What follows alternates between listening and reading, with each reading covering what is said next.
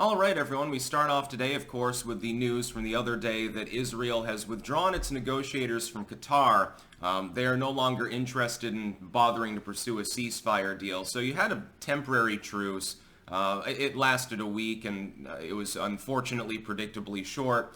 You got hostages exchanged, so, a number of people were released by Hamas and by the IDF, but not all of them. And what happened is that Hamas sort of stalled for time and didn't want to release all of the women and children that it had captive, and that was basically Israel said, if you don't do that, we're just going to resume our bombing campaign. So now Gaza is up in flames again. At some point, though, you risk running out of things actually to bomb, other than charred ruins that have been turned into makeshift fortifications or something like that. I imagine that the official death toll in Gaza has now surpassed 15,000 people.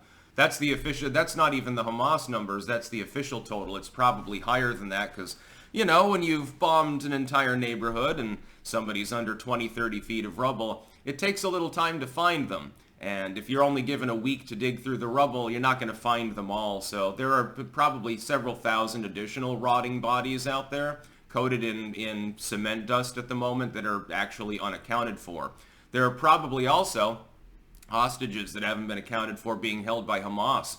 It's not like you're necessarily going to know about every missing person. If they happen to grab up somebody who has no real contact with immediate relatives or someone who's more like a hermit or a shut-in or something, and Hamas grabs them, well, you're not necessarily going to know that they're even in Gaza right now. Some of them could have been killed by IDF fire. Hamas could have executed them. Certainly was doing that in the early hours of the fighting that began long ago, and it looks like now a ceasefire agreement is effectively off the table. Meanwhile, the international community is getting a little bit iffy on the whole ordeal. Macron has weighed in again, whatever, nobody really cares, saying that Israel is really risking things by continuing this war, in the diplomatic sense, making a grave miscalculation potentially. I'm not sure how much the Israelis care about what the French have to say, though, with regards to this particular conflict. It's a war now. It's no longer just a conflict. It's become a regional war already. You do have Hezbollah involved sporadically.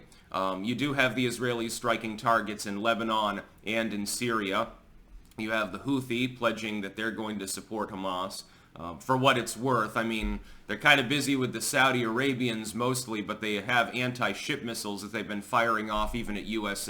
Groups. It's again, you're really poking the tiger at the moment if you're a Houthi rebel, because all you need is for one of your missiles to actually hit a U.S. vessel for the U.S. to declare war.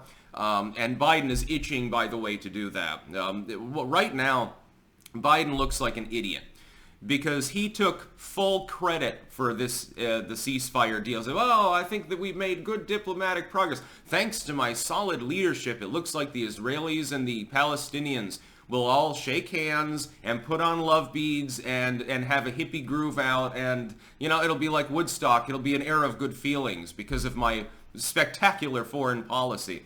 You don't see the Biden administration currently taking credit for the same ceasefire deal that 72 hours ago it was. Now, are you?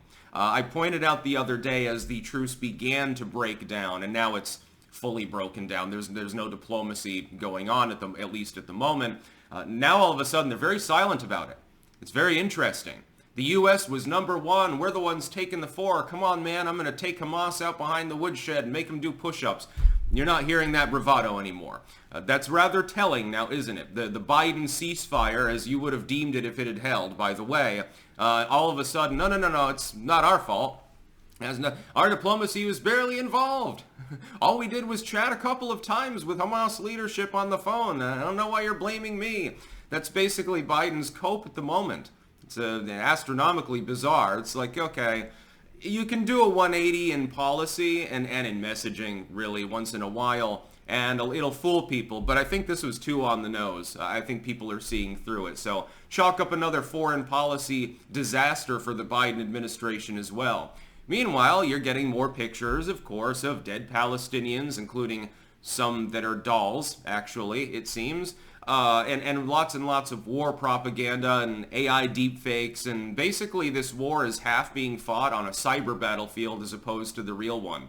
That is, that the messaging, in order to justify fighting, you have to do it, you have to tell people, you know, we're justified in doing so.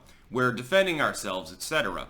And so what's happened is that, like, the JIDF and you know, various Hamas accounts and shit, and the UN getting involved as well, are all creating a bunch of AI images and putting out selectively edited video and stuff. So IDF attacked this Doctors Without Borders convoy, and it may or may not be true. You know, you have to do deep fact-checking to figure it out, and it's not always possible to do that. Here's a picture of a dead Palestinian baby. Here's, you know, footage of Hamas gang raping this Israeli hostage, and you're getting a lot of that stuff. And it's not always immediately clear whether it's real. And even if it is real, it could be out of place. I mean, I'm seeing images and footage recycled from past conflicts as well, some of which aren't even in Palestine. It's very, very strange. We're entering full propaganda war mode at the moment, which is why all the tech sites are heavily censoring and fact-checking everything they can get their hands on. They're doing it in a little bit of a lopsided manner in some cases. It's almost like they're taking sides in the war, which I think is also regrettable because, like, you know, just fucking fact-check everything or don't fact-check at all. And at least do it reliably, because some of these sites have more chops than others.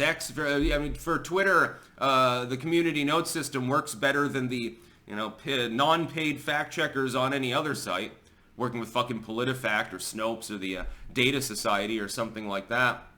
No shit, they're going to have a bias. The negotiators are gone.